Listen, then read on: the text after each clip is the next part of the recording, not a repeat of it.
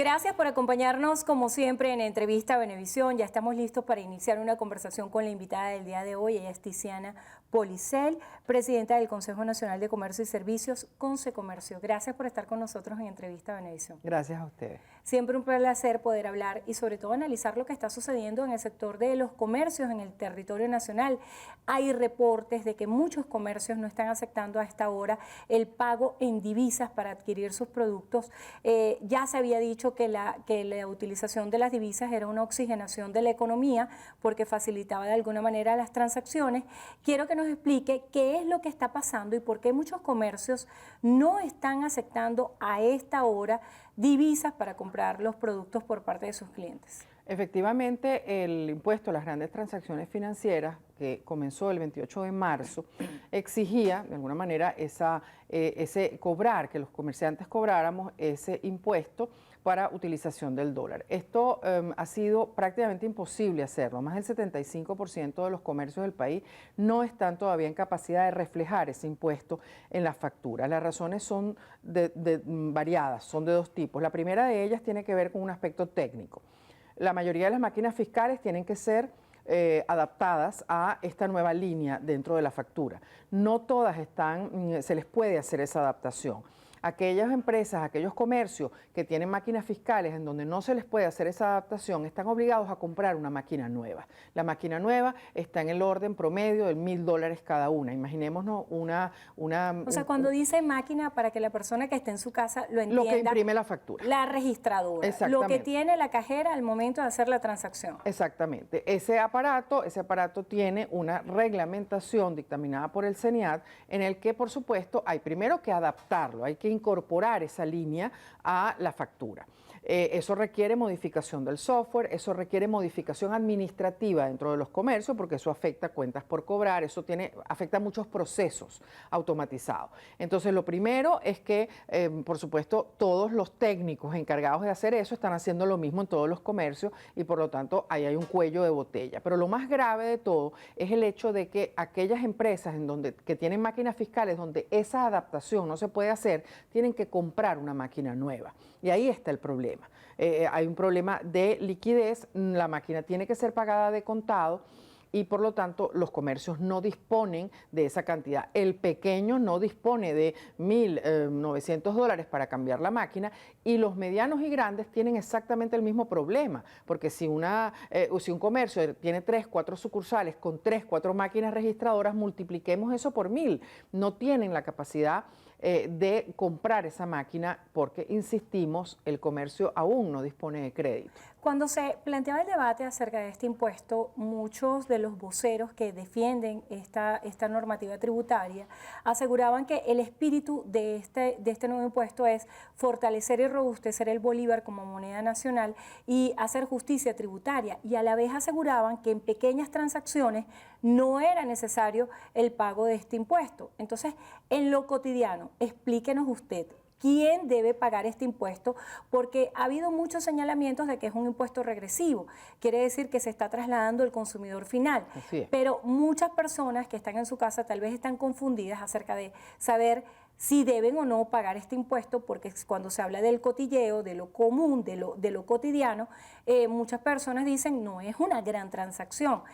¿Cuál es la explicación técnica para esto? Lo primero, el nombre confunde. Evidentemente el consumidor dice, lo mío no es una gran transacción, pero realmente es toda transacción que se realice en moneda extranjera. Entonces ahí está la primera confusión. Yo hacía referencia en la respuesta anterior al aspecto técnico, pero ahora vamos al aspecto procedimental. Persisten las confusiones, hay muchas preguntas que usted me hace que yo probablemente no las pueda responder. Y lo más grave de eso no es que yo no las pueda responder, lo más grave es que el propio CENIAT no está en capacidad de responder muchas de esas preguntas, porque incluso tenemos un caso en un estado del país en que la Cámara de Comercio llamó al CENIAT para que vinieran a dictar un taller y le dijeron que ellos todavía no entendían muy bien la disposición y que no estaban en capacidad de darles un taller. Imaginémonos si el ente fiscalizador no está en capacidad en un estado de Venezuela de dar un taller explicativo, cómo nosotros vamos a poder también explicarle esto al consumidor. Entonces ese es el segundo aspecto. El primero es el técnico, pero el segundo es el hecho de que todavía hay confusión de cuándo, de qué manera se aplica, porque incluso en los estados hay interpretaciones diferentes de parte del ente fiscalizador. Entonces estamos frente a dos grandes problemas. La imposibilidad técnica, pero es que además tampoco se está comprendiendo el alcance, cuándo se debe aplicar, de qué manera no todas las preguntas están respondidas. Nosotros la semana pasada asistimos a un evento que el Ministerio de Finanzas denominó taller, pero no fueron tampoco allí respondidas todas las preguntas. Fue insuficiente el tiempo para todas las inquietudes que tenían todas las cámaras que asistieron a ese evento. Entonces, dentro de las inquietudes más importantes que tienen los comercios, ¿cuáles serían las que debería el gobierno nacional responder? Utiliza esta pantalla para plantear esas dudas. Bueno, muchas. Primero, todavía hay confusión en cuanto a qué ocurre cuando una transacción se paga en multimoneda. Una parte en dólares, una parte en bolívares. Entonces hay una interpretación que dice que responde un poco a esta inquietud, pero los mismos fiscales que ya iniciaron la fiscalización en todo el país tienen opiniones diferentes. Entonces lo primero que tienen que ponerse es ellos de acuerdo en esa forma de calcularlo. Por ejemplo, hay un sector que está particularmente afectado, que es el sector de educación, que el sector de educación estaba exento de cobrar el IVA, ahora tienen que cobrar este impuesto. O sea, que las matrículas escolares se van a incrementar. Es correcto, es correcto. Nosotros hemos hecho un cálculo, hicimos un ejercicio con varios niveles de canal y dentro del sector comercio, ese 3% puede llegar a significar para el consumidor final un 12% de incremento en el precio de los productos que está pagando. Y esto es mucho, esto nuevamente dispara la inflación y nuevamente es algo que el consumidor termina pagando, y es muy importante que estemos claros. A veces ha habido reacciones en estos días en el comercio. Nosotros los comerciantes lo que somos agentes de percepción. Nosotros cobramos ese impuesto y lo tenemos que devolver al CENIAT. El comercio no se queda con eso. Entonces, eso también hay que aclararlo porque la confusión, las dudas ha generado cierta tensión dentro del sector comercio que la consideramos absolutamente injustificada. Por eso nosotros hemos insistido que este impuesto tiene que suspenderse hasta que todos estemos claros, tanto el ente que fiscaliza como nosotros los consumidores. Ahora bien, profesora, hay un tema importantísimo. Se habla de robustecer el cono monetario, de fortalecer el bolívar. ¿Cómo se hace si no hay papel moneda circulante suficiente para hacer las transacciones? Mucha gente que tú observas en el menudeo, en un supermercado, en una panadería, en lo cotidiano, están pagando con divisas. ¿Cómo se va a hacer ante la insuficiencia de papel moneda en circulación cuando igual se nos ha hablado de la migración hacia la moneda digital? Esto es clave porque también hace un mes fuimos convocados al Ministerio de Comercio, donde se nos invitó a justamente a utilizar el bolívar, y en ese momento se nos dijo que la banca tendría disposición de tener suficiente... O sea, emisión de más papel moneda. Emisión. Y realmente hemos observado en un mes que eso no ha sido así. Creo que todos aquellos que nos están viendo en este momento y que han ido a un banco a tratar de obtener bolívares en físico, incluso para pagar transporte público, para pagar todas las cosas que necesitan, no le ha sido suministrado sigue habiendo control en la forma de entregar, en la cantidad de entregar a los consumidores de ese físico. Nosotros hemos insistido que la decisión de utilizar el dólar como moneda no fue ni del gobierno ni de nosotros los comerciantes. Eso lo decidió el mercado. Fue el consumidor el que tomó la decisión de que era mejor tener una moneda diferente al bolívar porque con ello preservaba el valor de lo que tenía. Y el bolívar sentía que se le pulverizaba en el bolsillo. No es con impuestos que nosotros vamos a lograr que se restablezca la confianza en la moneda.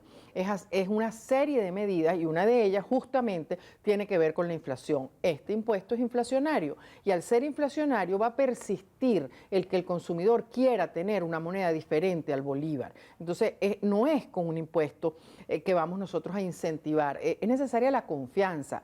Y con medidas como esta, que se suma la medida de la imposibilidad de hacer transferencias de dólares en este momento, el comercio está paralizado, la gente está confundida y es un retroceso importante en ese camino hacia la confianza que el uso del dólar, que la facilidad de hacer transacciones había permitido. Entonces, hemos retrocedido Con eso, lamentablemente, es el consumidor el que con ese retroceso le va a perder la confianza nuevamente al bolívar, ¿no? ¿Qué es lo que pasa en cuanto a los fenómenos inflacionarios para que no se confundan con la especulación? Porque en estos días leía una frase que era un poco humorística acerca de cómo se había incrementado el precio del hielo y decía, esto se cobra en dólares, el agua no aumentó, la electricidad no aumentó, ¿por qué se aumenta este rubro? ¿Cómo establecer esa pequeña y esa delgada línea que existe entre lo que es la inflación de un producto y lo que es el fenómeno de especulación por parte de los comercios? Bueno, en realidad, en un momento como este, como el que estamos viviendo en Venezuela, la especulación de parte del comercio en Venezuela es nula.